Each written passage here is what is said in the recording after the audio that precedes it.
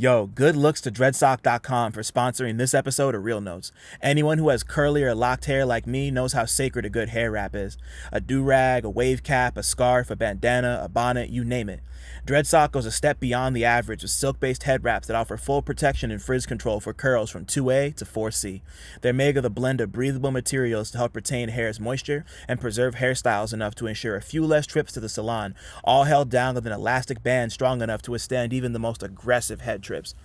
Whether you wear one to bed or wear one on the go, Dreadsock will have you looking fresh and full. Socks come in all sizes, from shorties for short hair and beginner twists to extra large for the longer locked folks out there. Look, y'all, I've been growing my locks for nearly 2 decades and have been a loyal Dreadsock customer for 15 years. So when I tell you these shits work, I'm dead ass. Plus, they're an independent, black-owned business that's worth the time and energy. So go to dreadsock.com and use promo code CineMasai, that's CineMasai, for 10% off your first order. They won't fall off in your sleep, but they will keep you looking fresh. Thanks again to Dreadsock for sponsoring the episode. Now let's keep this shit moving.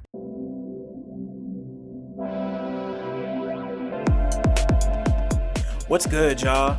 My name is Dylan Green, and this is Real Notes, a space dedicated to blurring the cultural and artistic lines between rap and film. I'm here to chop it up with everyone from rappers and producers to journalists and video directors about their relationship to movies and how, if at all, film inspires their craft. My guest this week is Atlanta via St. Louis rapper producer Chester Watson. We spoke about PlayStation 2 emulators, Snowfall, Everything Everywhere All at Once, Beau is Afraid, The Wiz, films of the new French Extremity movement, longevity in music, being inspired by the modern underground, how his approach to writing has changed over the last decade, the art of the concept album, and the creative process behind his latest album, Fish Don't Climb Trees. Come fuck with me.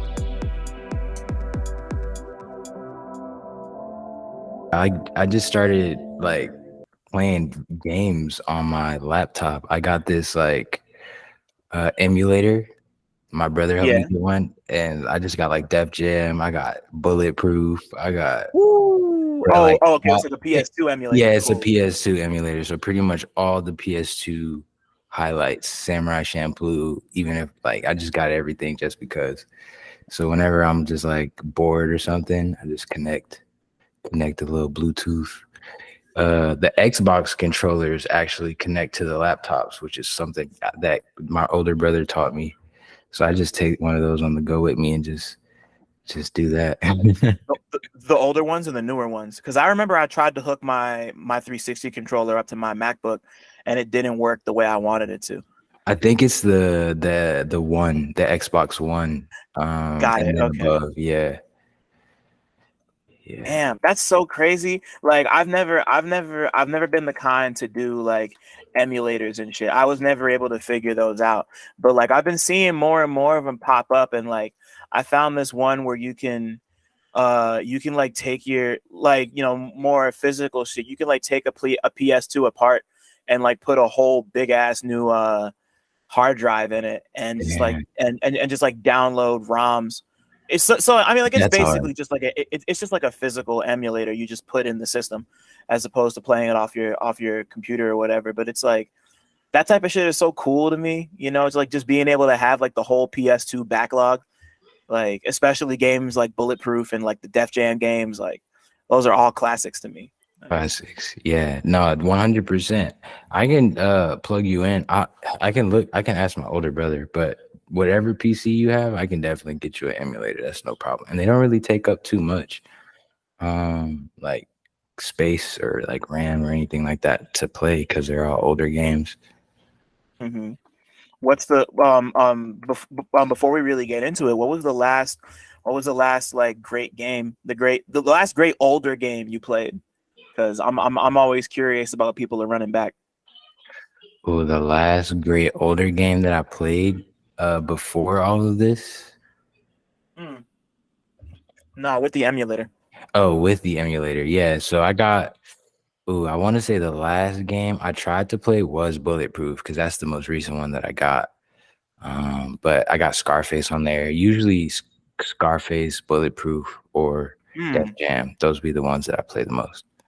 You're talking about the Scarface game that was a Grand Theft Auto rip, right? Yes, bro, that one.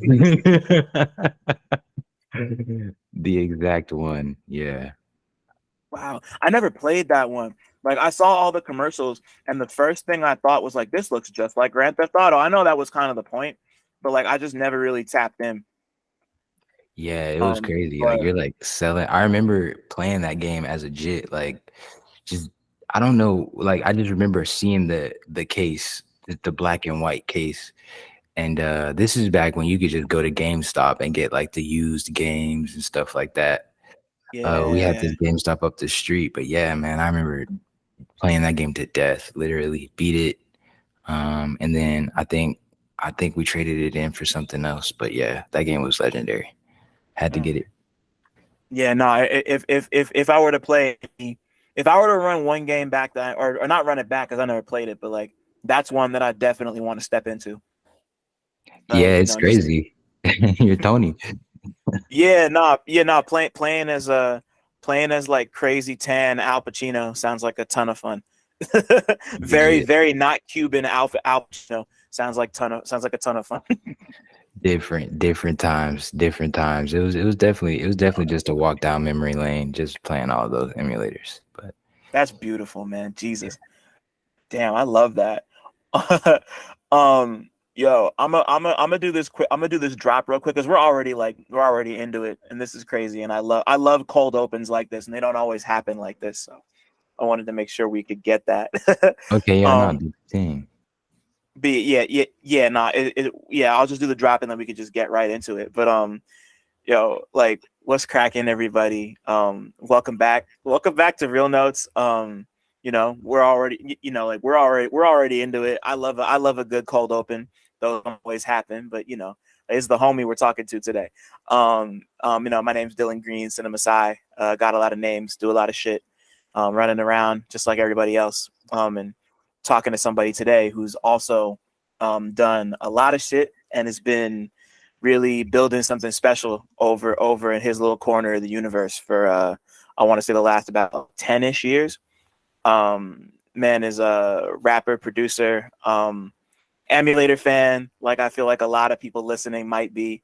You know, fucking Missouri and Florida's finest, Chester Watson in the house today. You know, Fish Don't Climb Trees is, I don't know when this episode's coming out, so it'll either be out soon or it'll be, you can go listen to it right now. But Fish Don't Climb Trees is a thing somewhere. And Chester, bro, thank you so much for being here. Like Yeah. it's been a while, so thank you for coming back. Thank you for having me, man. It's an honor.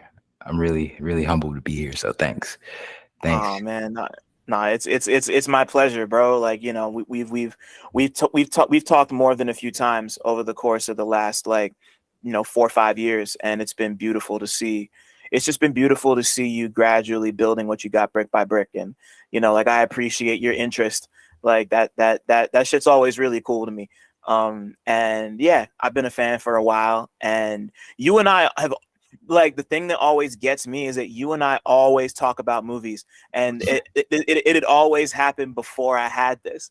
So like this was a no brainer, you know, like Yeah.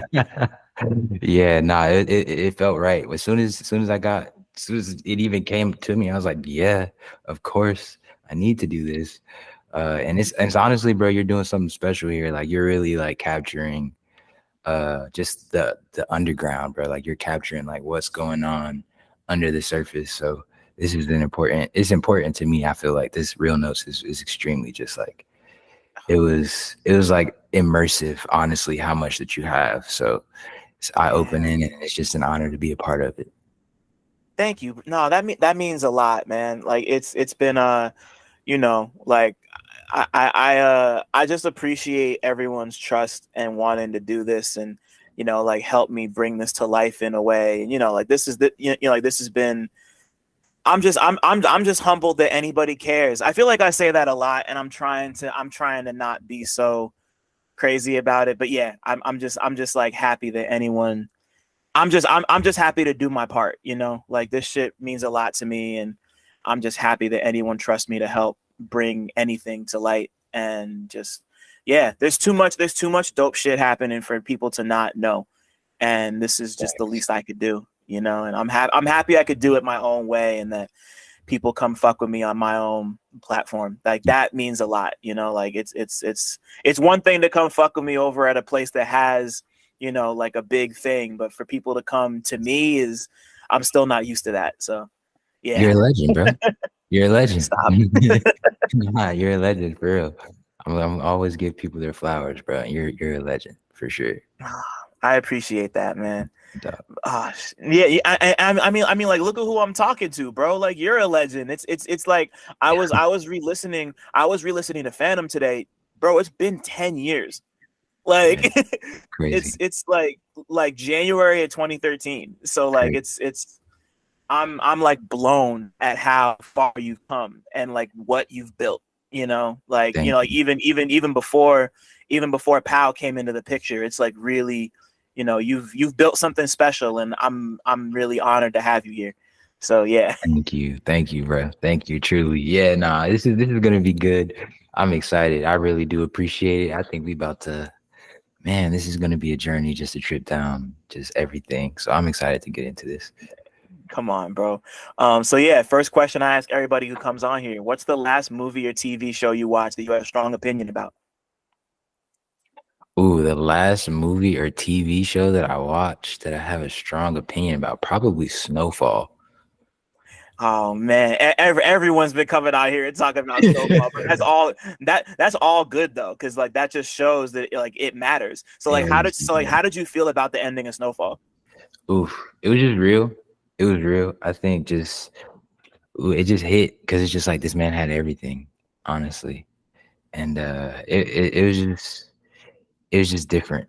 It was definitely. I don't think it was unexpected just because everyone knows that's a potential outcome in that situation, Yeah, but just to see it so captured so vividly, I think it was like just eye opening for a lot of people. yeah, you know, like I was talking to somebody else about this recently, and it like sometimes I got to be reminded that everything's new to somebody. And obviously there are people watching Snowfall who are the same age I was when I first started watching like The Wire, you know, like not to make that like, you know, not to make that super, you know, like not to grab at low hanging fruit, but like there's like there's like kids and teenagers and young adults who, you know, either don't live this kind of life or haven't seen a show like this before. And you know, Yeah, like seeing the way people were reacting to the way the show ended, it's, you know, like that shit is real, you know, like most people like that who don't get out the streets either wind up dead, in jail, or on the street, you know, like that shit yeah, is you know, like I almost like I really appreciate that they didn't shy away from how just from how real that shit gets, you know, like you know, like nobody gets a happy ending, or at least the people who don't deserve it don't get happy. I don't know. It's a, you know, like the Franklin Saint story is, I haven't even fully like unraveled it yet because I only know how it ended because everybody was talking about it. I'm not caught up on the show, oh my and I gosh. promise, I promise I'm about to go in. You know, like this is the sign I need to finally tap in and like really finish Snowfall. So Yeah, like, well, I don't want to ruin too much more of it, but if you've already heard, then you've seen. But there is definitely a drastic decline that you will see if when you watch it for sure, and you'll see like, oh. But yeah, right. before that, outside of Snowfall, I guess I could answer another one. Everything, everywhere, all at once. I think that was probably Oh the movie. man, when did you? How recently did you see Everything Everywhere All at Once? I saw it in the movie theaters, and that movie was just crazy. Like it's just, it's so real. Like it's like everything that you could ever try to put into a metaphysical type of movie and somehow act it out. Like it was, to me, I feel like that movie was perfect. Honestly, probably one of the best movies I've seen in a long time. Yeah, you know, like I saw it in theaters when it came out last summer, or like last, it might have actually been around a year ago.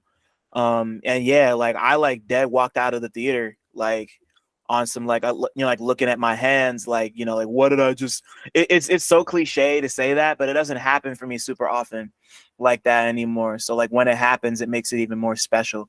but Yeah. like it was one of those like, damn, I gotta call my mom moments, you know, like Hmm. it's like it makes me feel like that. It's definitely worth you know, like yeah, that was it really just hit me on some like, this is why I love movies type shit. It's Yeah. just like it's yeah, and I'm realizing now that I haven't really talked about it much since the Oscars happened and it won all those awards that it absolutely deserved. Yeah. And like, yeah, bro, just great movie that I think is really gonna stand the test of time more than a lot of people think it will for whatever reason. 100%. That movie was breathtaking, honestly. Just the whole A24 in general as like a cinema company is very consistent, I would say is the word. Like all of their movies, if they're not if they're not conceptually abstract, they're probably shot in a very abstract or very cinematic way.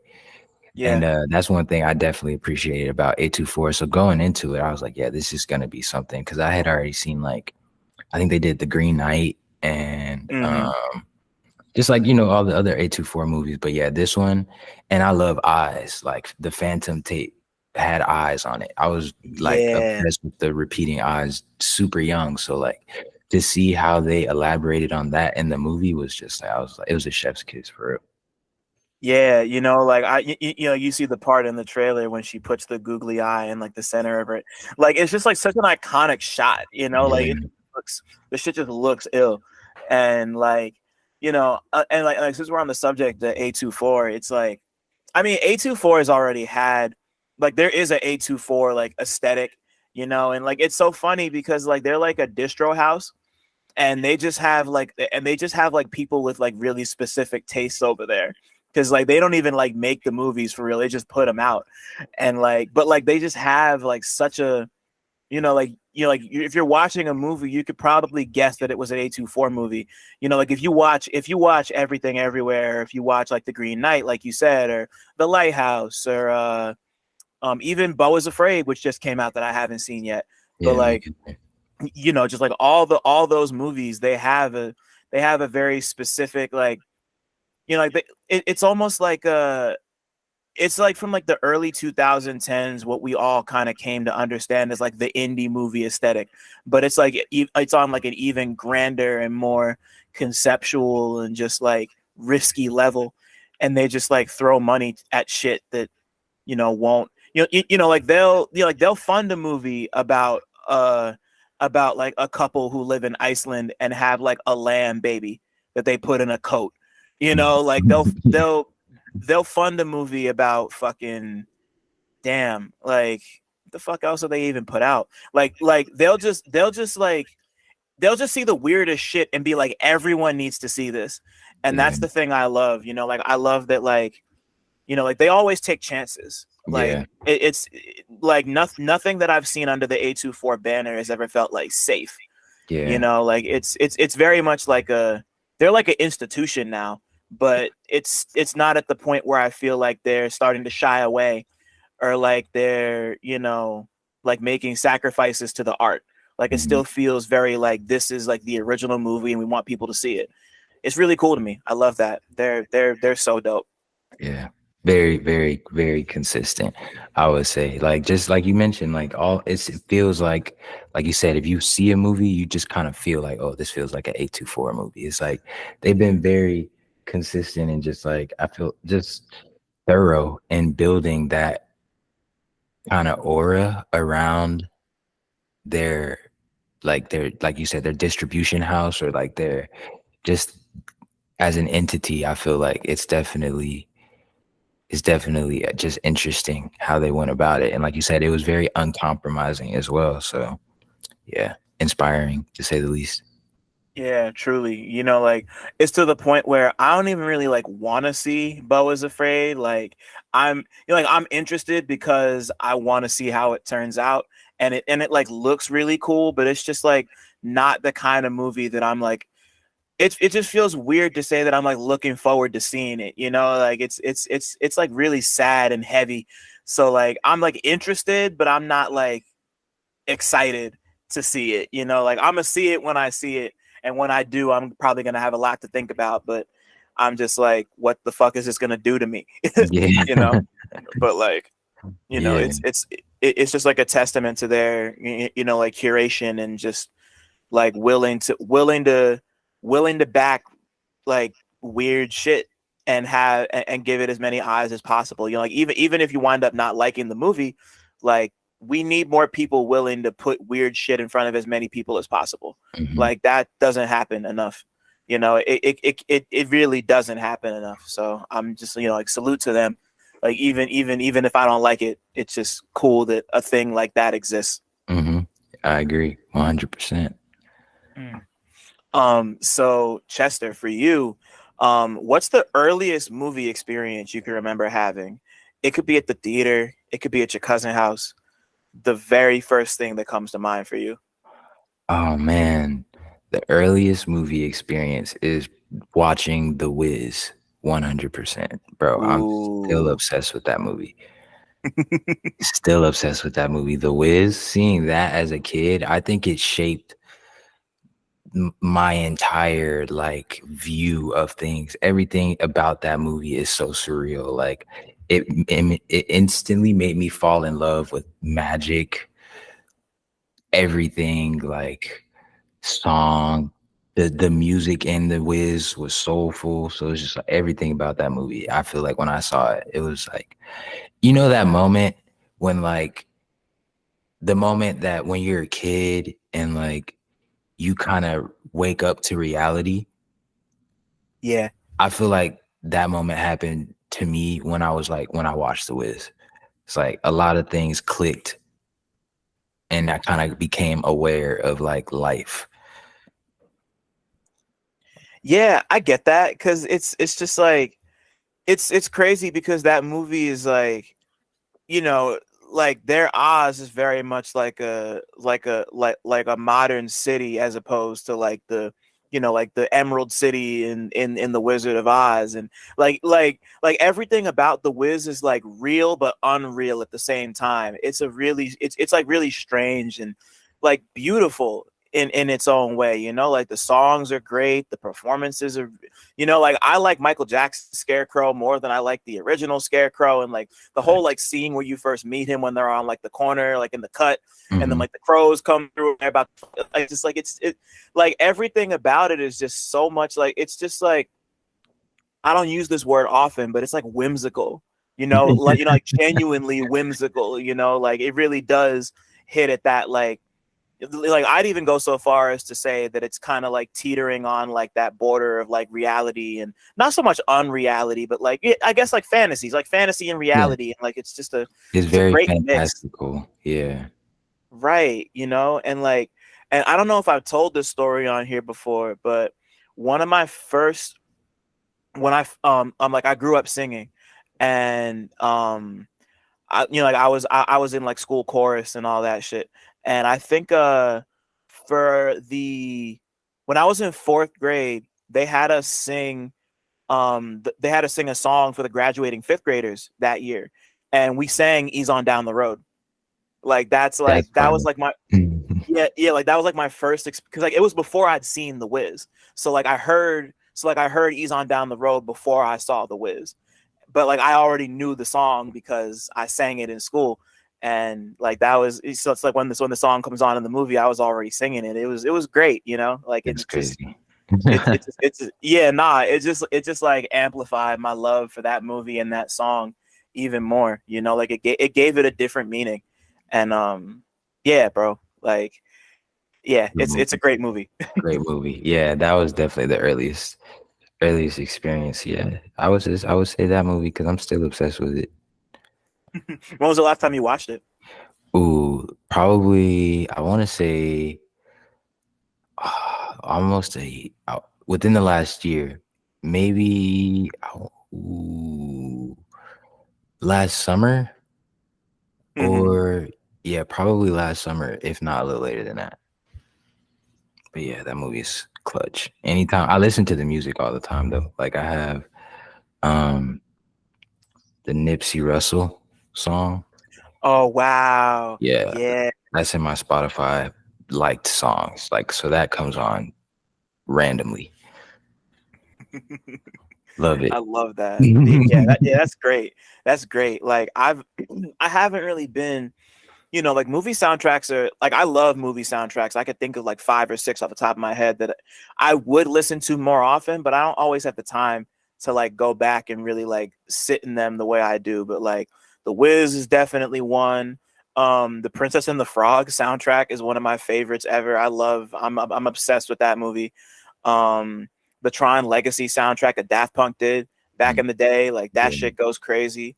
Um there's this cartoon that was on I'm looking at the DVDs right now. Cartoon Network had the show called Infinity Train, and the soundtrack for Infinity Train is like it's kind of like Stranger Things with an even more like sinister techno vibe to it. So like that type of shit's really great. And like movie soundtracks are just it's so easy, or like not even just soundtracks but like scores, or like Mhm. soundtracks and scores, because like some of the things I listen to are soundtracks and some of the things I listen to are scores. Yeah. And I just think there's just always it's just always nice to go back and kind of get lost in that universe through the music. And that's something that's always really fascinated me. Facts. Speaking of, I mean, you're 100% correct.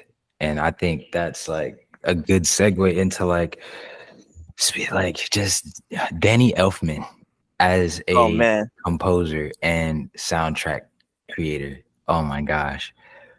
Probably my favorite. And I didn't even know it. You know how like as a kid you just watch a bunch of different movies and they just kind of become your favorite movies? Oh yeah. Yeah, bro. That happened with Batman, A Nightmare Before Christmas. Uh-huh, that's another, yeah, another iconic soundtrack, yeah. And the Batman one too, Doug. It's like obviously it's Prince, but like yeah, and Danny Elfman score too. Sorry, I didn't mean to cut you off. Oh, no, no, no, you're good. You're good. You're 100% correct, bro. Like he's a legend, and he's done a whole bunch of more stuff. He did stuff on this game.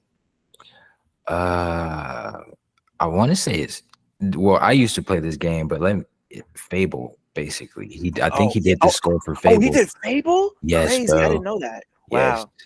he's a legend. He is a Shit. legend, bro. Yeah, he's my He's favorite. he's got so many incredible. It's so funny because he's got so many incredible scores. There's two. There's two that I could live without. And it's so funny we're talking about him right now because like I just thought about this like recently. The did you know that he did the score for the Biggie biopic, like Notorious, from like '06? I did not. What? That sounds Like so yeah, like random. yeah, like he did it for that. And it's like that movie's not my favorite thing ever. All the performances in it are great, but like the way they told Big story was really strange. And like having Danny Elfman do the score, just his style just doesn't fit really. It's Big Down. strange. I don't know. Yeah. And then on top, and then he did the score for Dead Presidents, which I just learned like a month ago. And Dead it's President. better there, but it's just like you would never expect Danny Elfman to do like like the Biggie biopic and like a movie like Dead Presidents, just considering how heavy and fucked up that movie is. Like Yeah, he's yeah, it seems like he's tied to the darker subject matter though, so yeah, it kind of makes sense, but it's just random. It's random. I think it just shows like that even people in hip hop are maybe influenced by people like Danny Elfman ultimately. for And want sure. and Yeah, nah. curate that's their stuff. Because I know Danny, if I got the chance to say, yo, Danny, Mr. Elfman, I need you on a beat. Just give me a couple lines. I would love that. And it would seem random, but Yeah, he's a legend. So I think I kind of get it, but it is very, very unexpected. It's right. really Yeah, unexpected. yeah, totally. Yeah, nah. Like it's like I'm thinking about it. Like it worked better in Dead Presidents than it did anywhere else. And like he's and you know, like and, yeah, like you said, he's definitely more. Like I just always imagine him as more as a more like whimsical. Once again, like I guess that's the word of the day and shit.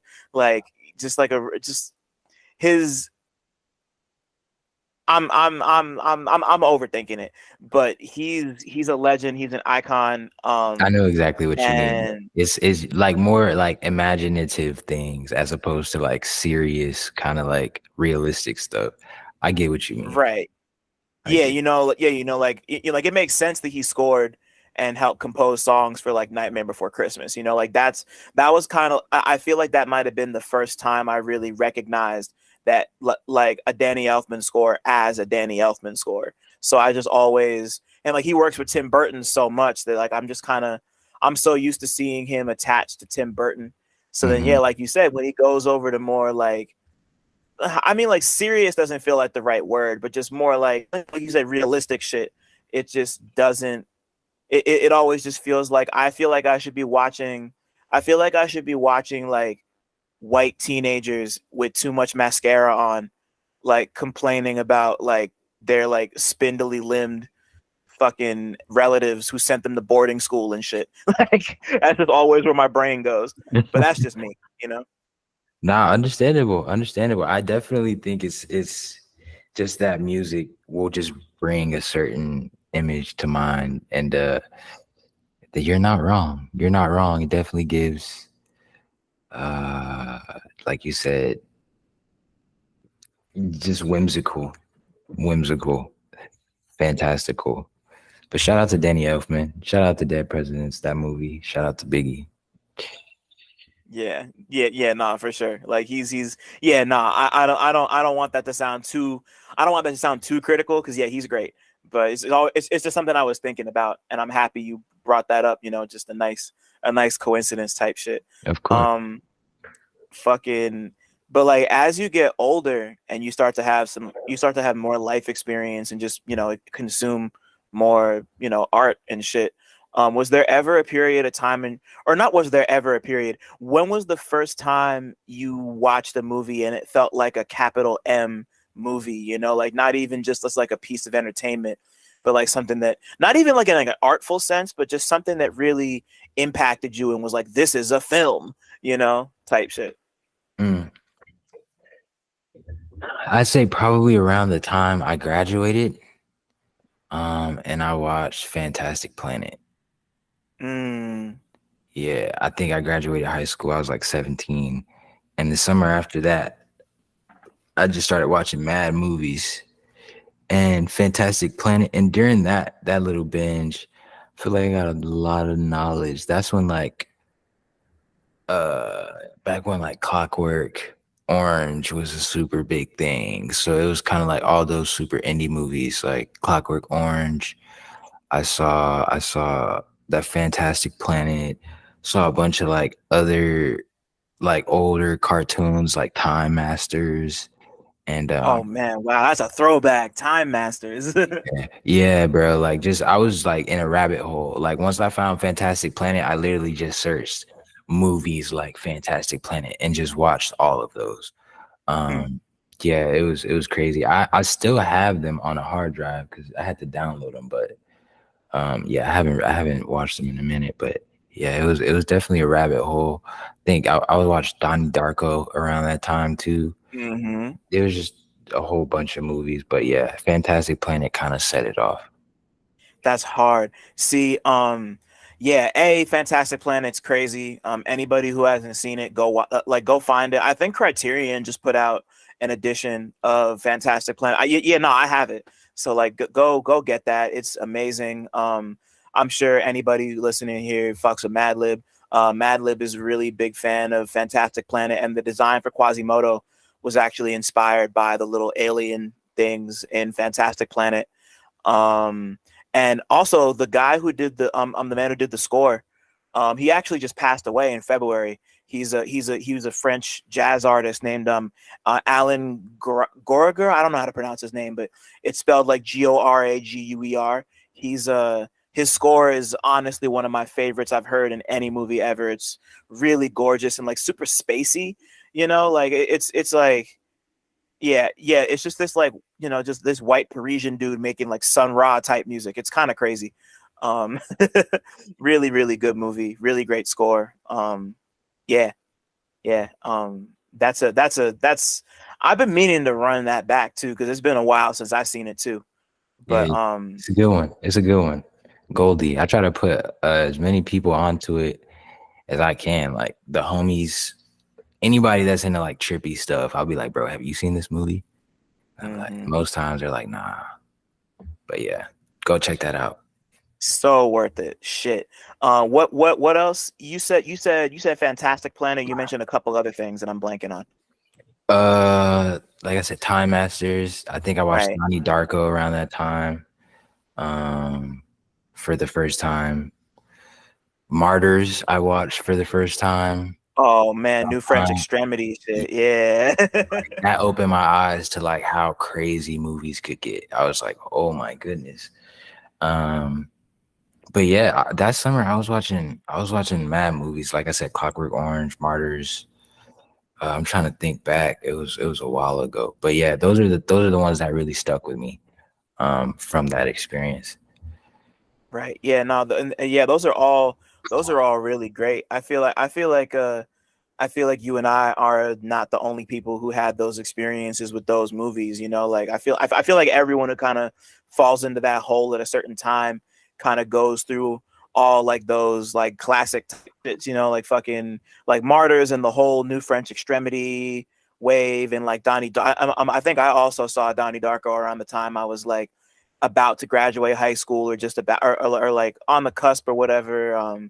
Time Masters and another. I was really into Lars von Trier for a while. I'm not so much anymore, but like Antichrist was a movie that really like I was a head bust watching Antichrist for the first time, and like that was one that I would tell people like, it's that movie is so crazy in like 18,000 different ways. But I hate to see that he's one. What? have you never seen it? No. Ooh. So yeah, like it's intense. Like, and Lars von Trier is kind of a nut in like some not so great ways, but that movie is great. Willem Dafoe's in it. And it's just like about him and like him and his wife kind of going through some marriage troubles. And it's a psychological horror movie that takes place in like the city and in the woods. And there's like a lot of nudity and a lot of gore and a fox eats itself alive. It's dope. It's a good ass movie. Damn. Sounds like the Holy Mountain. It's given that. Yeah. Oh shit. Yeah. Nah. It's like the Holy Mountain with. It's like if the Holy Mountain was made with like no color, but like not exactly black and white, but just like a really like muted color palette, and if it was all about like sexual guilt, Mm. that's Antichrist is kind of like the Holy Mountain if it was all about sexual guilt and a bunch of other shit. It's like I said, it's a wild, crazy movie. Yeah, no, I'm But definitely gonna step into it. yeah, yeah, like you got to be in the mood for it, but like it's definitely worth the watch, especially if you like Martyrs. I don't know if you liked Martyrs when you saw it, but like if if, Nah, it if you was just were like ooh, that's a movie. Capital M movie. oh yeah, definitely, yeah, yeah, and yeah, Antichrist is definitely a capital M movie in that same way. So yeah, Yeah. definitely worth it. Like even if it's just the one time, I don't know. Oh yeah, for sure. Just to say it, you watched it and just see what it was about. Understand? I literally didn't even know, so I'm writing it down 100%. Oh man, that's yeah, no, it's crazy. But real quick before we move on, I feel like you and I have talked about this a few times already. But when I mean, like music's been a part of your life forever. But when did music become capital M music for you? Like something that wasn't just like a passive thing you heard and something that you were like, oh shit, like this music shit is that, like. Yeah, facts. So I definitely think it's probably around ooh, like I was doing ballet, so I was dancing. So once my love for that started fading, I started picking up like music. And after that, it was like, oh yeah, this is it. And this was before Phantom, so it was like probably like a year or two before Phantom actually like did anything because I would say like maybe a year before Phantom did anything because I was a Right. sophomore. I would say, yeah, I was a sophomore. Probably a whole 2 years before Phantom did anything. Um, I was like, oh snap! Like I can make stuff. Like I can make sound. This is when Tyler came out, bro. It's literally when Tyler Right. came out. Literally. Yeah. I That heard sounds about right. yeah. I heard Yonkers on the homie's phone, just the little barks at the beginning. And I was like, bro, what is that? Because that was his ringtone. So it just kept going off the little barks. I'm like, bro, what are those barks, bro? And he's like, bro, it's the song. And then he showed it to me, and I was like, wow. Um, it just blew my mind. I had never heard anything like it. So probably then. Man, yeah, nah, like I think about, I mean, like, yeah, the first time I heard Yonkers, really, yeah, once again, it just caught me, like, not even the barks, but like just the whole, just like talk about like gripping fucking like opening lines to a song, like I'm a fucking walking paradox, like that's crazy, like I'm a fucking walking paradox. No, I'm not. Is like, I don't know, like when you're in college and you hear some shit like that, it's like, oh, like just like, you know, you It's, don't know shit at that point, and it's just like, damn, like that's crazy, but it just like that caught me, and I saw like I saw the video and heard the song at the same time, and mm. just really really cool stuff. And like for you, so like when did you so like did you like so you started making music like right after you heard Yonkers, basically, or like around the same time you heard Yonkers? Yeah, so it was pretty much around the same time. So like we were already skating and stuff. So it's like Yeah. we had heard it, like I heard it from his phone while we were skating. And he played me the song, and then I'm like, bro, what is this? And then he told me, and then I think I went home and saw the video. Cause I don't even know if I had a phone or he might have showed me the video. Cause I remember this man had a BlackBerry, and Hmm. like this is before iPhones were like the phone to have, and other people still had like different phones. And I was in like, I want to say I was probably in what, middle school. So like yeah, it was different. Like middle school, eighth grade, going into high school.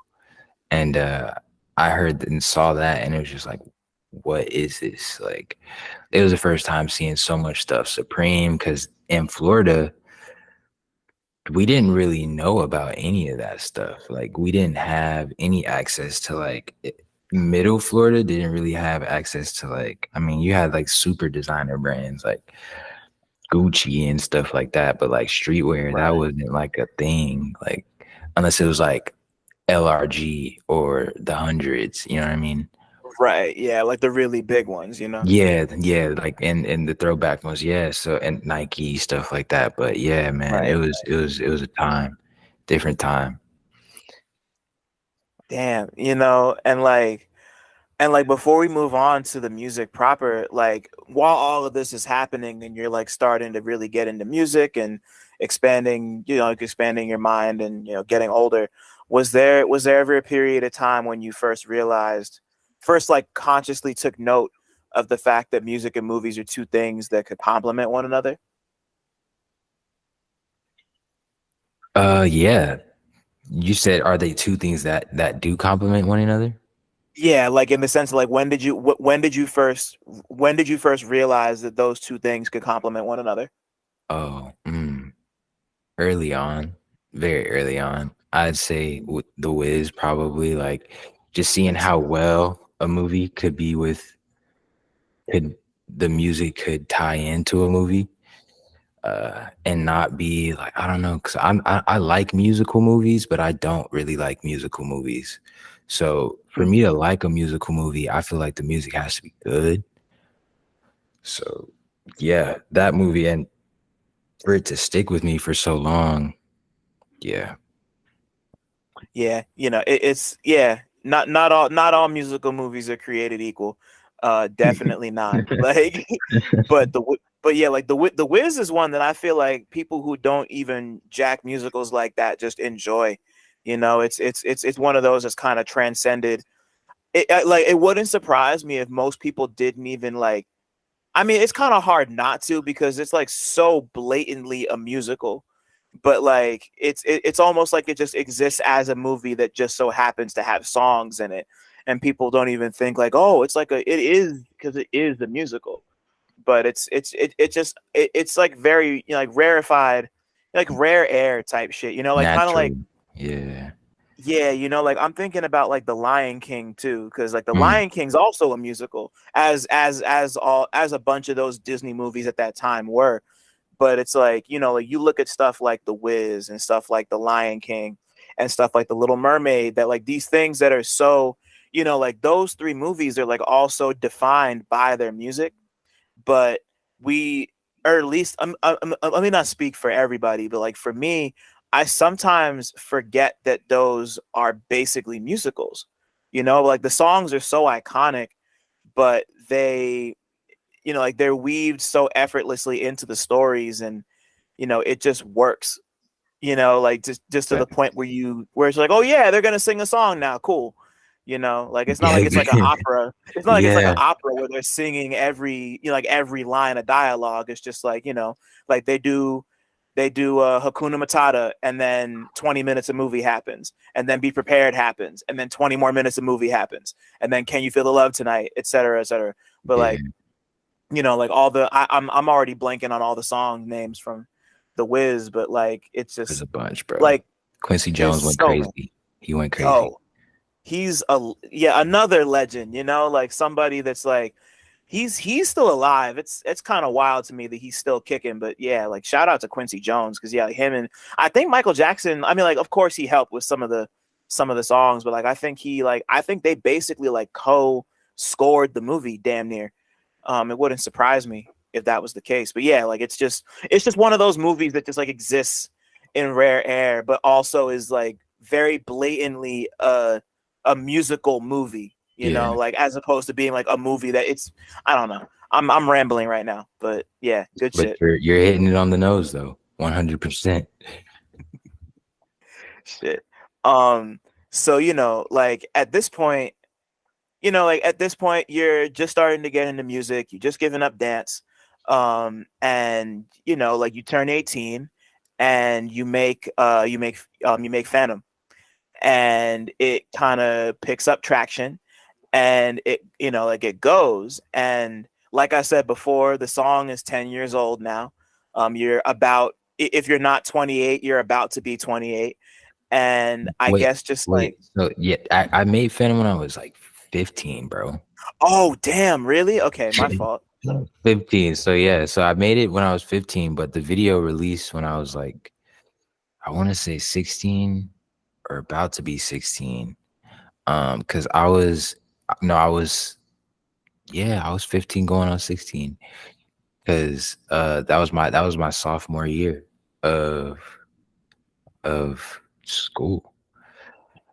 And it was crazy, bro. Wow. It was surreal. So yeah, I'm 26 now, but Okay, yeah, okay. bro. It happened very early, like very, very Yeah. early on, and I feel like it definitely was. I don't know. It was strange. It wasn't bad, but it was definitely different. Just still being in school, and I feel like a lot of people now can relate just because of how the internet can be. But early on, yeah, it was definitely different.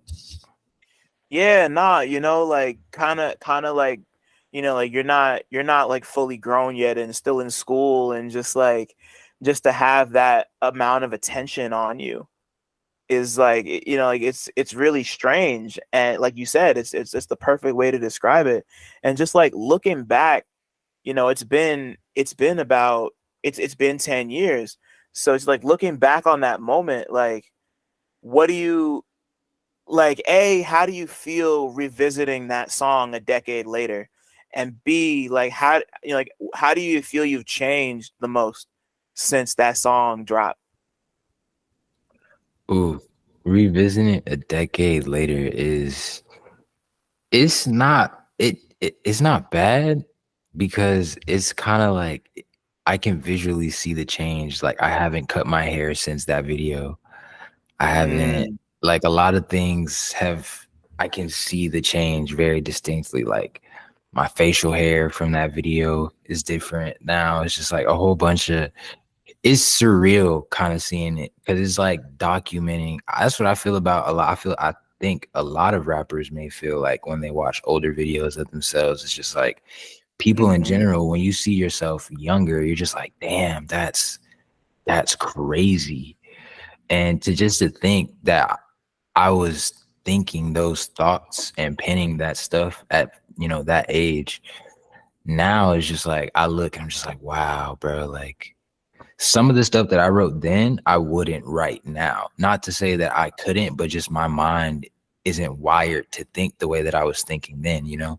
So Right. it surprises me because I don't really listen to my older music. But if it comes on, like Phantom sometimes, I know Purple Leaves is another one that I'm just like, damn, Pollution Yeah. is one that gets me. So there's just like, there's a few that, that I don't know. I just feel like, yo, I feel like you are always a good writer.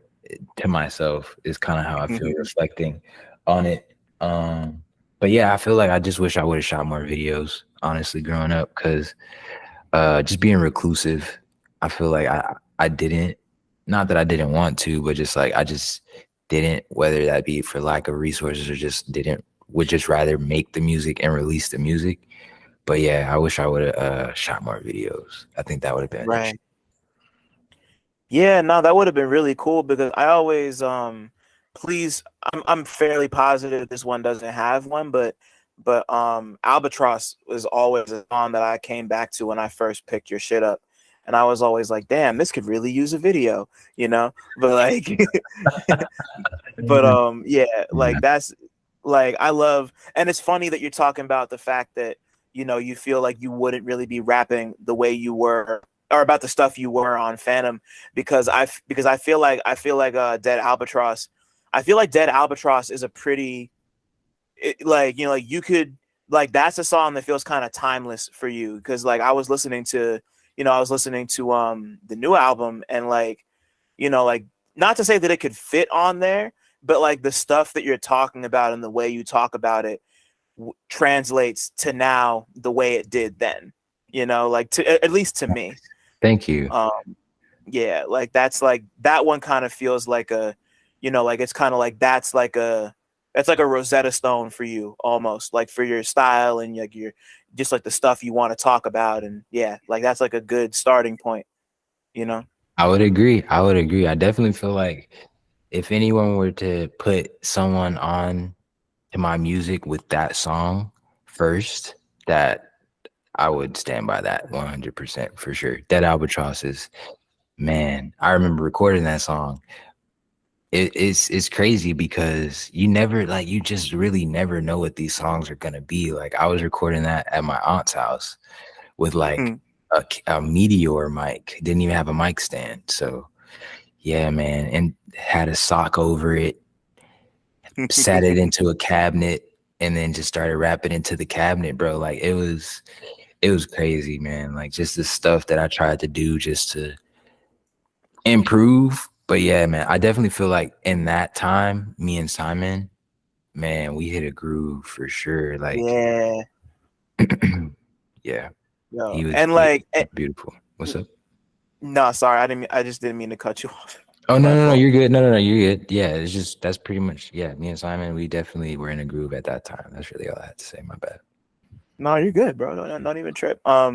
Yeah, nah, and that's another thing. I mean, like you've been working with Simon since the very beginning, and like it's just crazy because earlier I was revisiting past cloaks, and just like just running through all of that, and then I listened to the new album right after, and like like you first popped at a time when like the more hazy and like for lack of a better word, like reverent form of rap music that I feel like everyone makes now wasn't like as or like at the very least like there just wasn't there weren't as many people trying to make that kind of music at that time. And you kind of like grappled at it in a way that, like I could only think of like a handful of other people who made stuff that sounded like what you were doing. And like 10 years later, like the underground is like the Circling underground back. in that particular strain of sound is like bigger than it's ever been, like Yeah. it's like there's like a huge demand for it. Which is And beautiful. It's very yeah, beautiful. I think it's, man, I think it's beautiful to see that, it that it is that way. I think it's beautiful to see that whether whether or not things are, I guess, officially, said as this is the sound that is emerging, it's like you just feel it.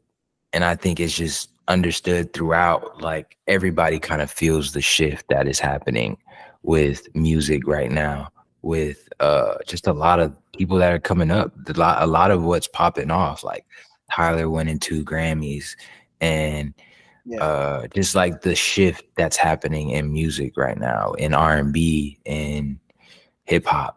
And a lot of people are getting on wavier beats, and yeah, that's all in part to the underground's consistency, more or less. It's not just me. right. There's a whole bunch of people.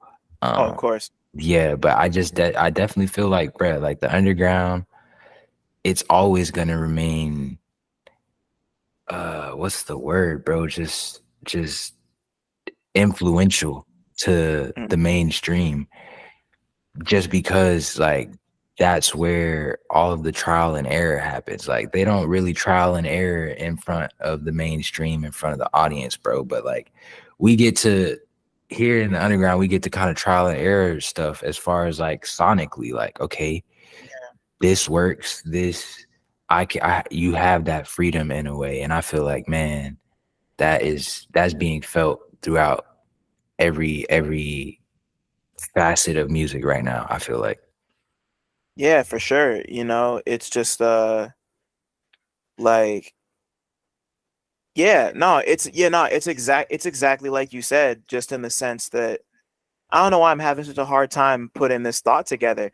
But like the stuff is I'm always hesitant to use the word experimental, because like I feel like that word kind of gets overused and isn't always applicable.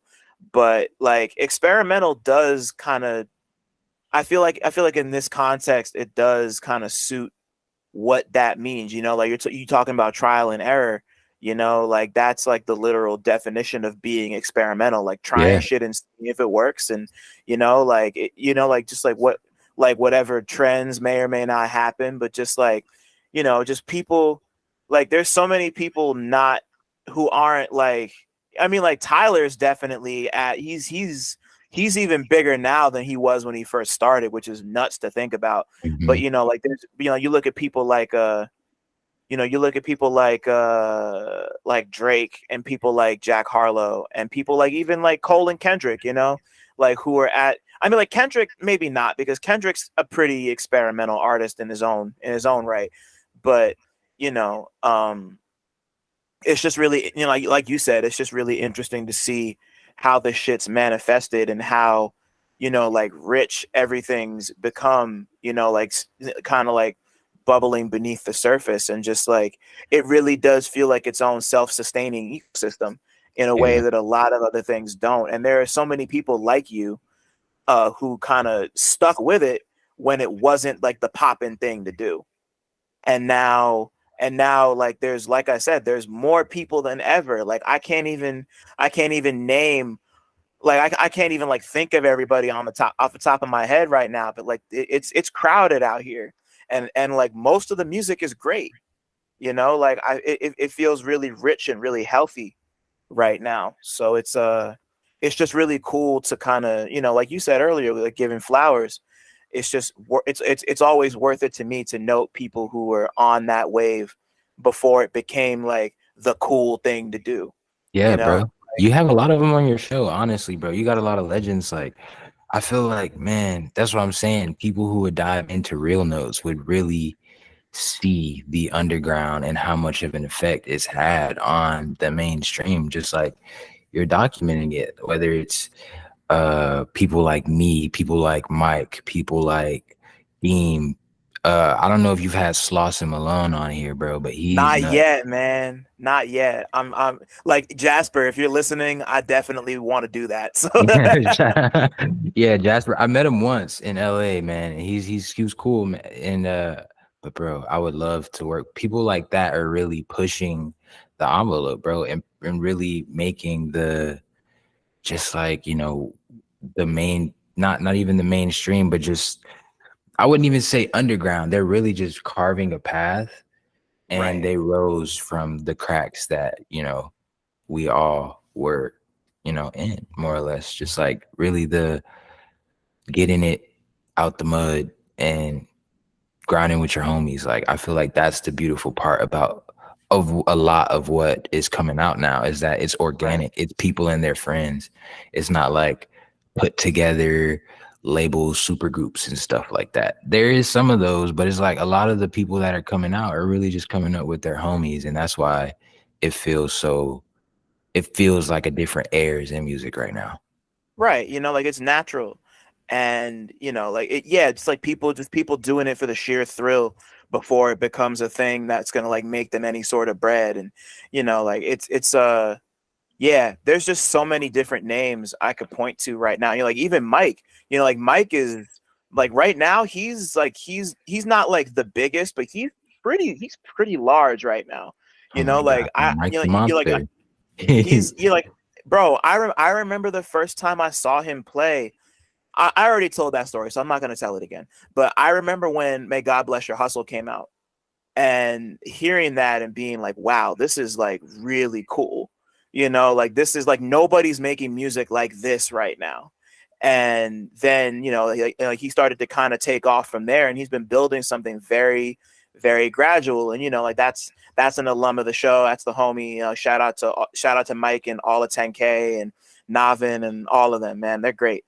That's family at this point. But like, it's just really, like, and there's people even coming up behind him now. Like you got like Nyante and people like that coming up like on Nyante and like Sideshow and Yeah, like Slauson and Jasper and his celloist or his stand-up bassist Nicholas. He's incredible too. Shout out to Nick if he's listening to this. We've met a man, I bunch of times. missed He's their show in Atlanta when they were here with, I think he was here with Injury Reserve.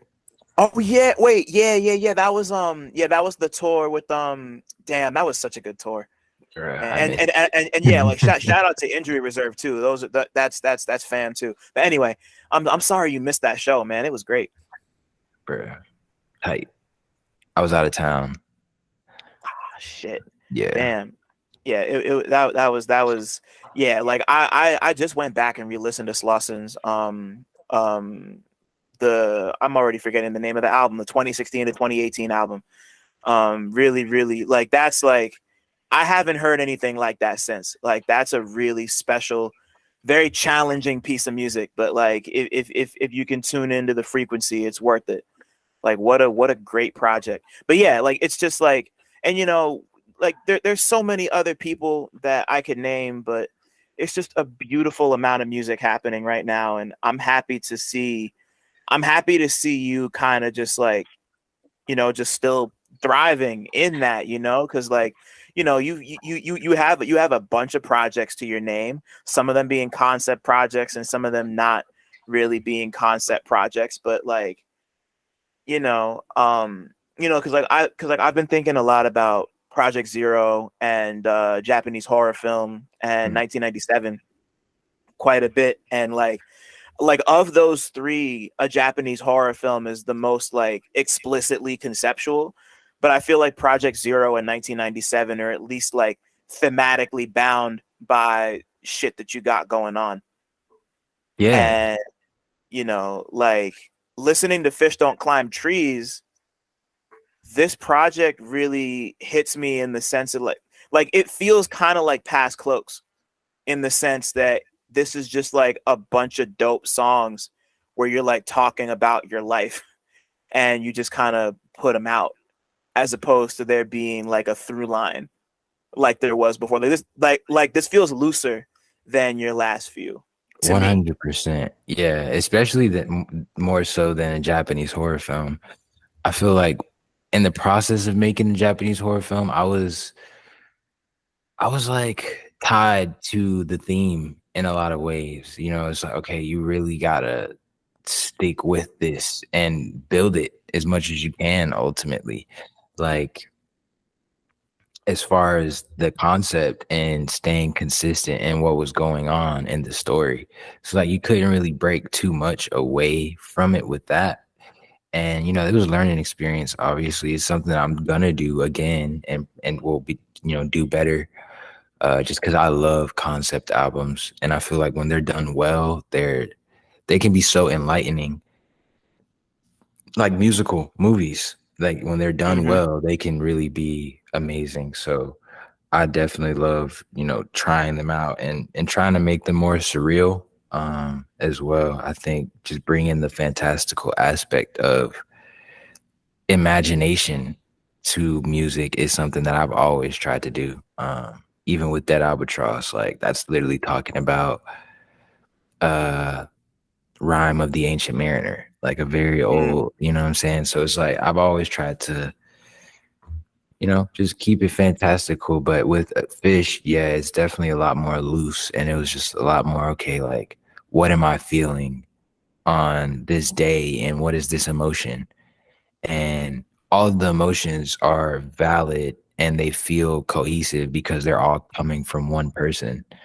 And it was just about, like you said, with Past Cloaks, just finding what I meant, especially with like the movie skits and like the snippets that I usually put in between stuff. Hmm. It's all like time coded. Like a lot of the stuff on Past Cloaks was like memes and stuff that was going on back then. But Right. Yeah. but Like now these nut shit yeah. between Phantom and Albatross. That shit. Yeah, that's one of my favorites ever. So I always think about it. But yeah. It's facts though. Yeah, exactly. But that's something that, get coming from Doom. Just grabbing stuff like that from my influences and just Right. making it mine and making it feel natural to me because ultimately it did become a part of the way that I made music, just samples, vocal samples and samples in general. It's like you're gonna see a movie and be like, damn, that line hit me.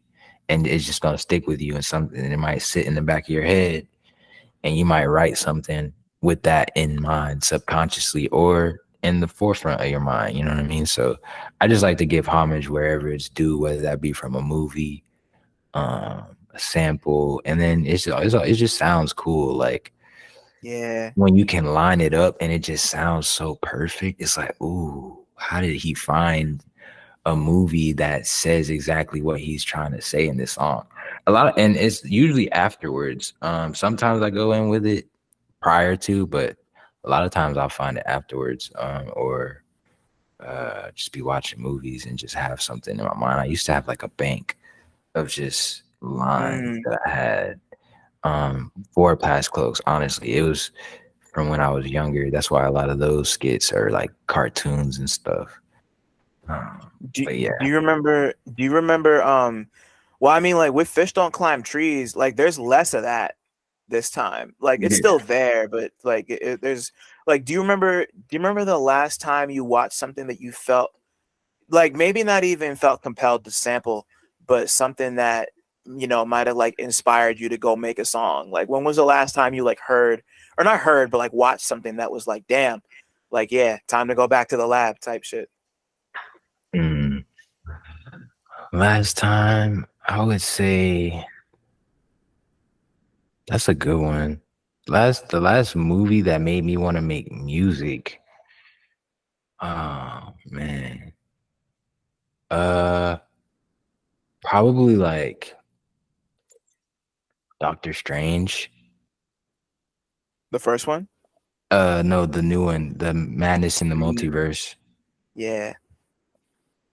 Damn. That one. Yeah, I think that was the last movie that I saw and I was like, damn, I just want to write because I don't know, that movie was it wasn't like it was I don't know, just the effects in it.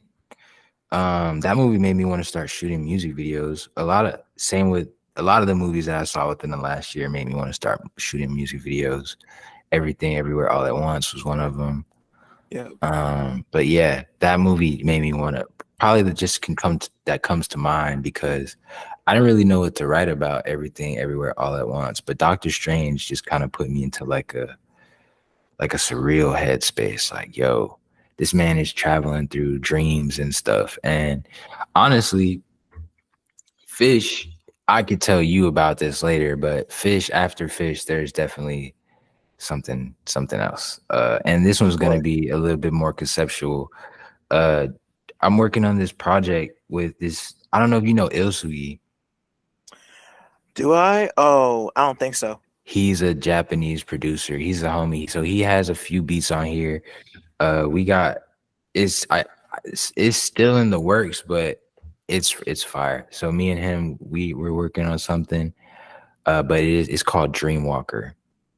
Mm. Yeah. So I might make that like I'm really not sure, but yeah, that's the last movie that made me really want to write that. And it's not a movie, but it was a TV show.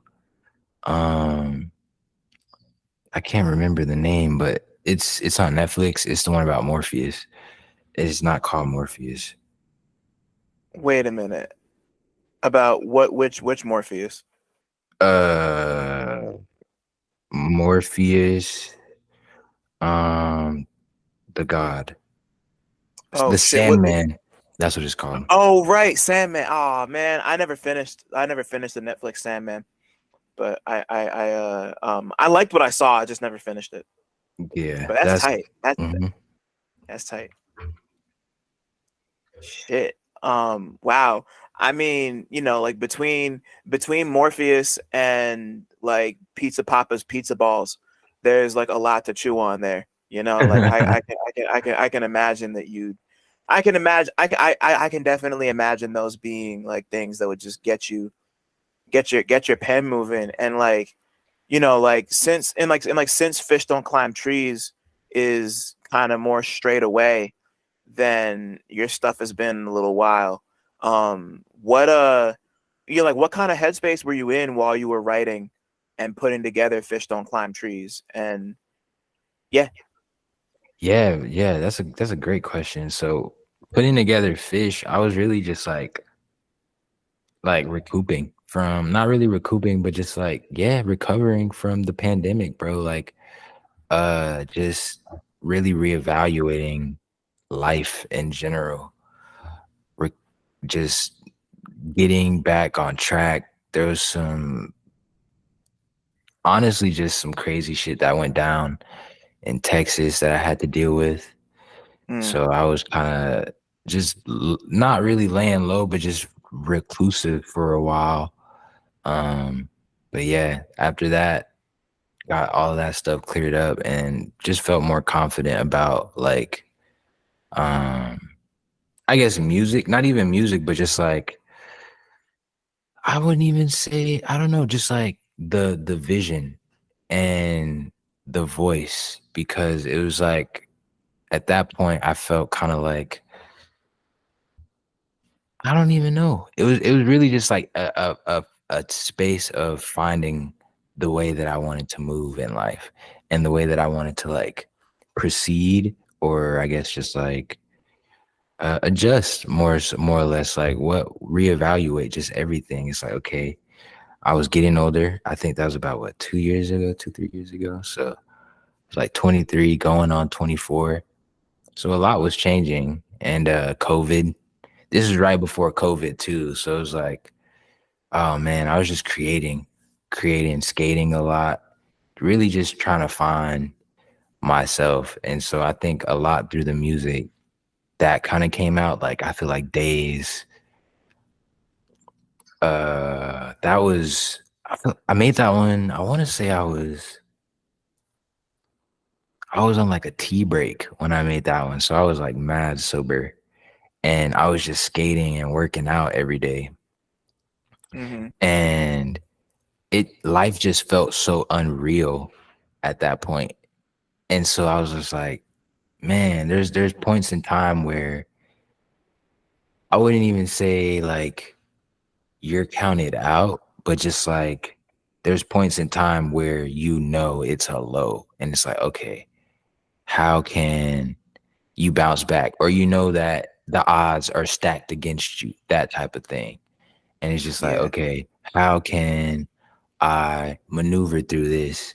And then that kind of came to the, the quote that is attributed to Einstein. I don't think no one knows if he actually said it, but it's attributed to him. And everybody believes everybody's a genius, but if you judge a fish by its ability to climb a tree, it'll go its whole life thinking it's stupid. So it's just more like, okay, what lane and what lane do I want to be in? You know what I'm saying? As far as Mhm. music, as far as like a person, as far as just as like anything, like how do you want to be as a person? It's like this is the time where it's like, okay, you're not a kid anymore.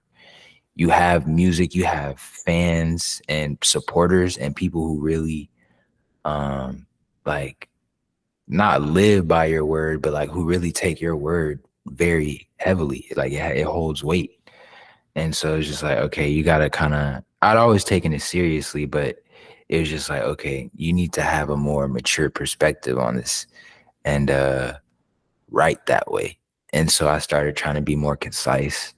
I started trying to kind of compress these very uh monumental ideas and feelings and emotions into like very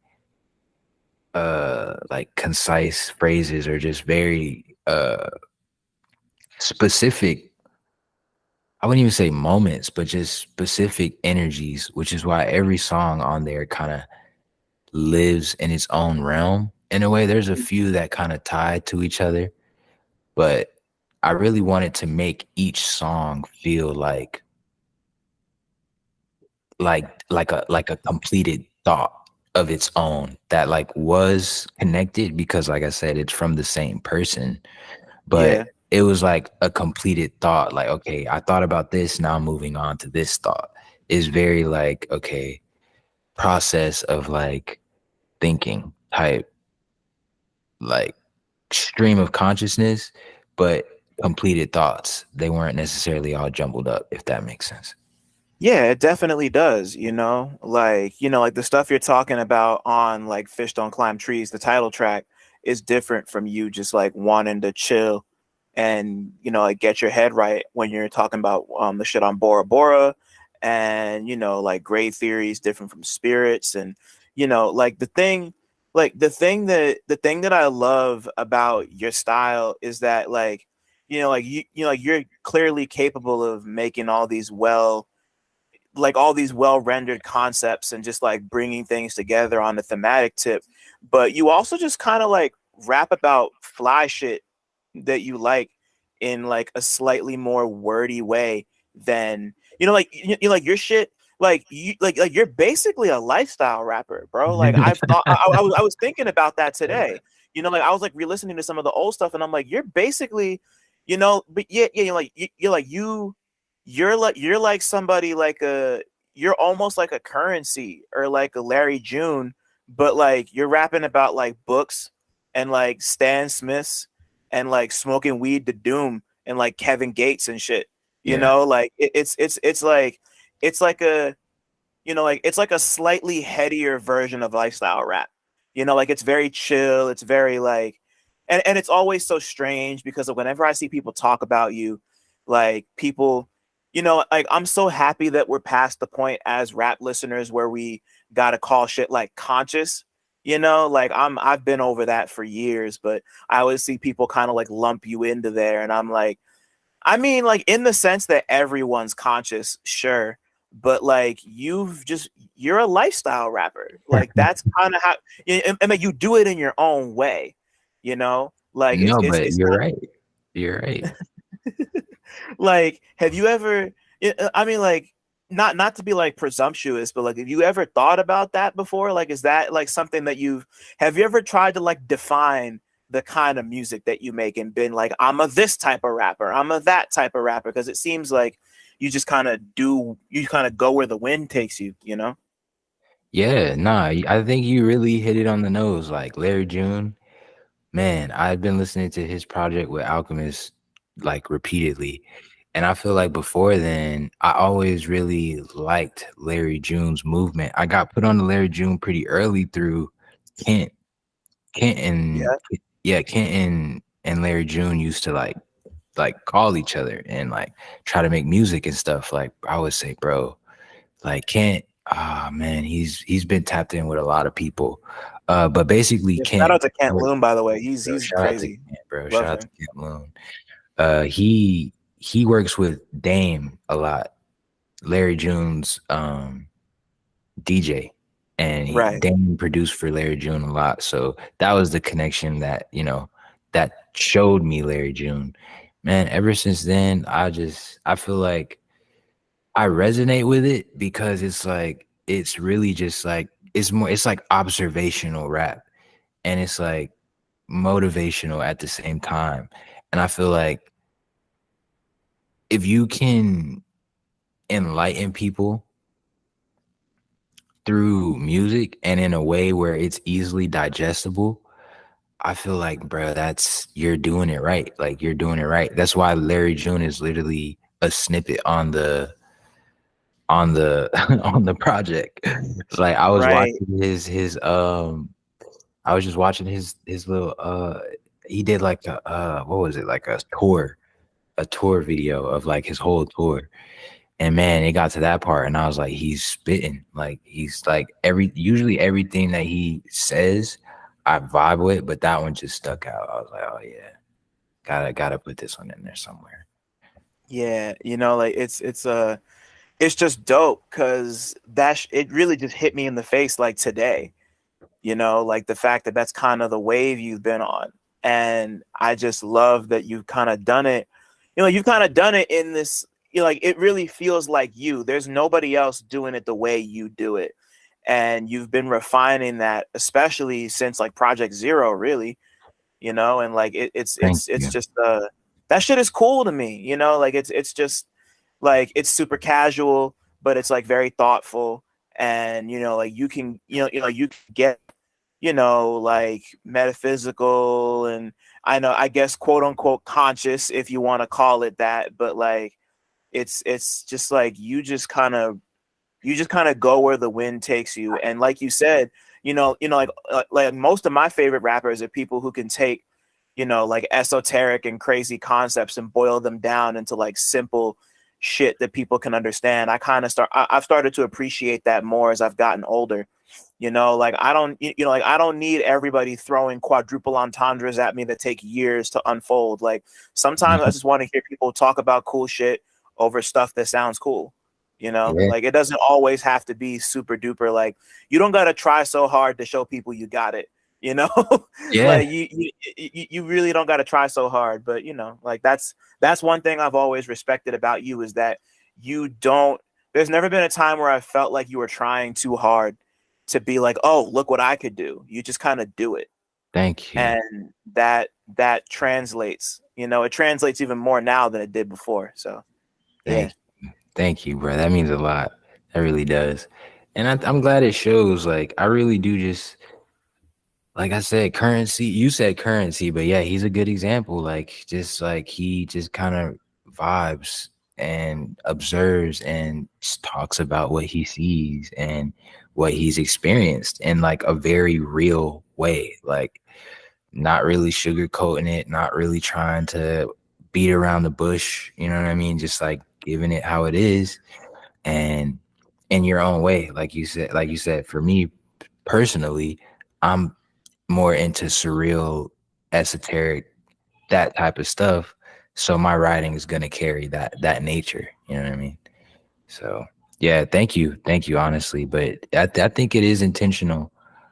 Just as a writer, as you grow as a writer, I think a lot of my favorite writers were very surrealist, and a lot of the art that I liked and like is very surreal. Dali, Basquiat, um, they really tried to bring these very vast concepts and compress them into something that's digestible, and however you digest it is how you digest it.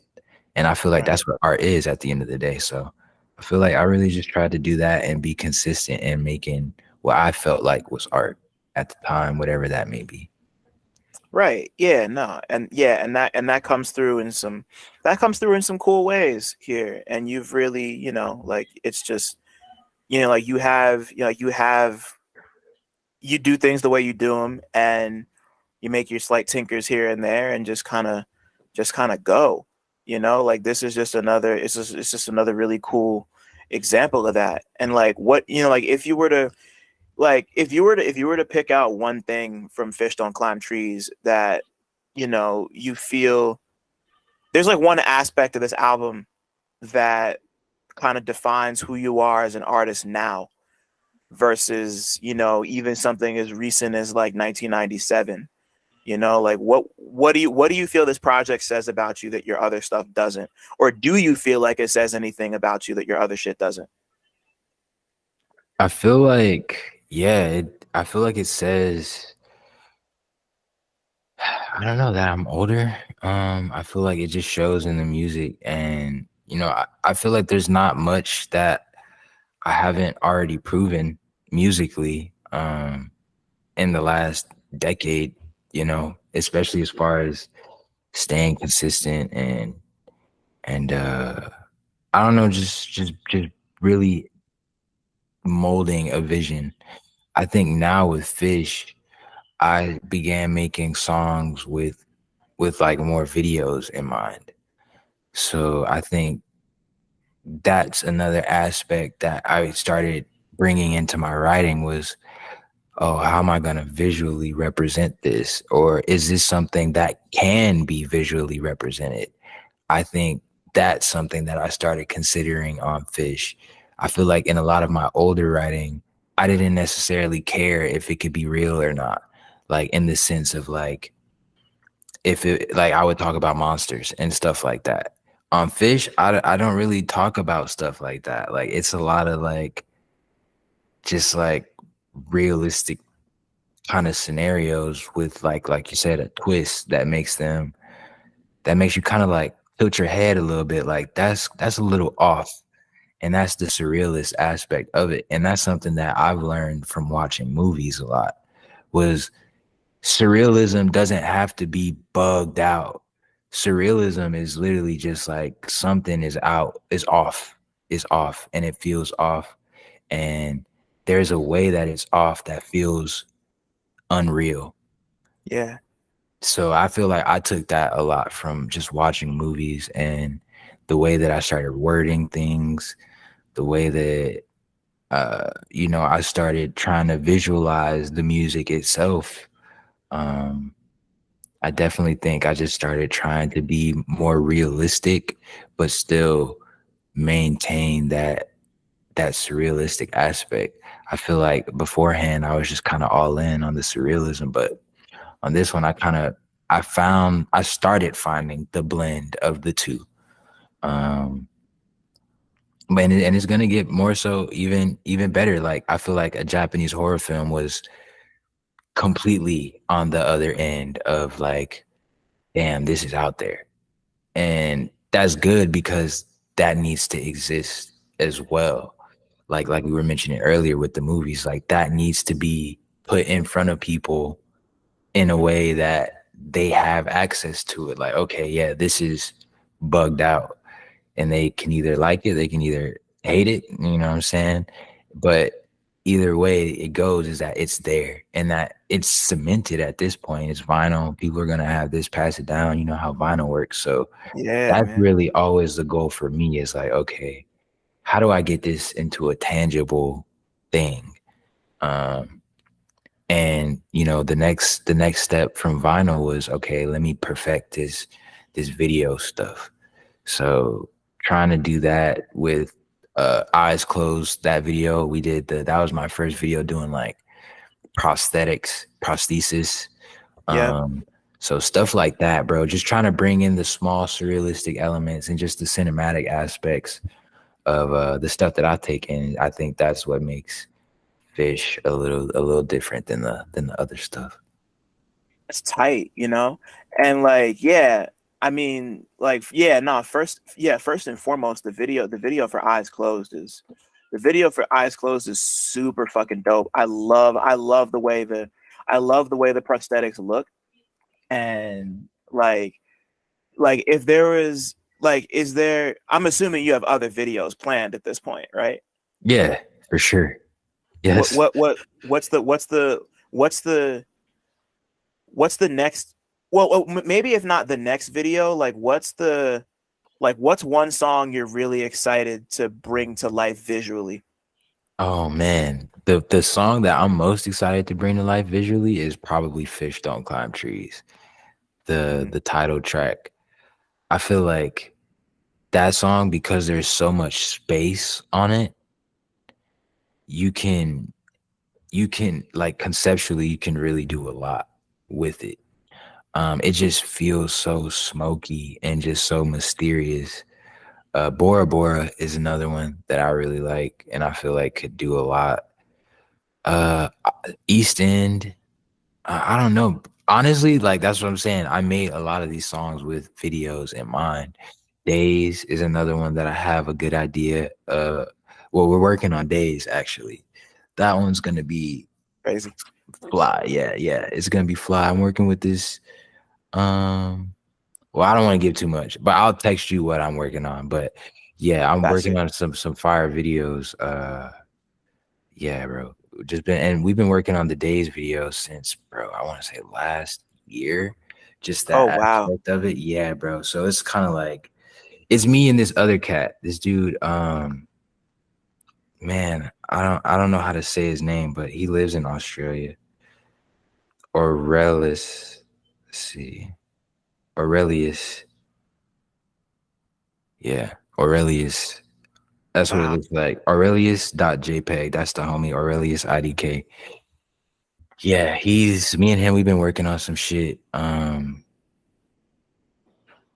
And yeah, I think it should be fire. So that's one of the videos to expect. But the video that I'm most excited to shoot and like bring to life because it's probably gonna involve more prosthetics is the title track Fish, just because the idea that I have for that video is so solid that I just feel like it's literally like one of those things where it just feels like it represents my creative vision so well, Hmm. the concept. So yeah, I'm excited to get that one out for sure. Damn. Before we move on to wrap this up, who did the prosthetics for the Eyes Closed video? Oh, Because yeah, shout out. I'm sorry. sorry. No, you go. No, Tati Hayton. This honestly, I got put on to her just asking around Atlanta, and yeah, she went crazy. So shout out to Tati. Yeah. It's like I love the way the ears look, and like I'm watching it muted right now, and just like, man, it's just so cool looking, just like you in the suit, and it's just like it's really giving some like crazy Shape of Water vibes a little bit, and I love the Shape of Water, so Thank you. Yeah, it but was it was it was hold on. It was influenced by Creature from Black the Black. Lagoon, yeah, Yep. makes sense, yeah. Yep. Yeah. So yeah, that's definitely a good older reference, but yeah, literally him. Yeah, it's timeless, son. Yeah, Like Creature from the Black Lagoon's like it's one of those like classic properties that even if you've never seen the movie, you just like know what it is. exactly. Like like Frankenstein's monster and Wolfman, like all those Universal monsters, like that's He's in like there. everybody knows what those. Well, maybe not everybody, but like they're just kind of there. Yeah, they Like exist. Mummy, all of them. I agree, right. 100%. And that's just Damn. like that's tied into just trying to keep it consistent with just the musical and cinema influences. Like I said, I the album itself, I was like, man, I know that there's a point to prove with this. I just need to be able to visually capture it because now we are a visual society. Like we're very Right. much more so visual than we were 10 years ago. Um, Hmm. so I think it's just making that transition as well was something that was just thought about in this album. How do I capture it? I love that you kept that in mind because yeah, I'm just excited to see where the videos go from here. And like, damn. Before I ask you my very last question, there's one thing that I realized I wanted to talk about earlier because we've talked about it every single time we've hopped on a call. Fucking, we got to talk about House, son. Like Yeah, one of the yeah, one of the best movies ever made. Like fucking Obayashi. I can't remember bro's whole name, but like we talked about this so many times. Like I almost let you borrow my copy of it. Like yeah. it's like that It's a good one. that's really one of like the most beautiful and like it's such a pure movie. You could tell they just like came up with every idea. They just used every idea they had, and it was just such like a pure and fun movie. So like I just because I want to know, like, talk to me about your relationship with Hausu and just like what it means to you. I guess I'm just really fascinated. Yeah, yeah. So after that conversation, I went and watched it, and the one thing that stuck out to me, well, not the one thing, but there was one scene where like her head was like gigantic, Yeah, and that I was like, wow, just the surrealist nature of it, the entire movie in general. I feel like I was just like, it was inspiring in the sense that it felt like they did so much with so little. Um, so that's definitely what I took from it. I think just being surreal in general. I definitely wanted to start bringing that prosthetics in after that. I just wanted to make sure that I was able to capture these effects and just these kind of bugged out concepts, uh even if they were kind of felt meaningless, uh that they were captured as beautifully as possible. I feel like that's what I got from House. man. Yeah, it's really one of those that's just like you can really just do whatever you set your mind on because like they just had so many ideas and like they did them so cheaply and you could tell, but it's not like cheap in a bad way. It's just like cheap in like a let's be as creative as we can with the least amount of money we have. And they just like turn this really fun like this like fun weird zany caper about like a bunch of like school kids who get who like fuck around with like one of their grandma's ghosts and shit. It's just so much fun and I can see that kind of like zeal in like especially in a video like Eyes Closed, like just like that's like how can we have fun with this and make it just a little off, like not to have it be too crazy like House, but yeah, nah, it's that shit We're is gonna get dope. to House I level. We're gonna get there, bro, come on, for man. sure. Nah, shit, I love that. Um, Man, this has already been so great. But my last question for you, Chester, if your life was a movie, what would it be about? Oh man, if my life was a movie, what would it be about? It would be about, ooh, that's a good one.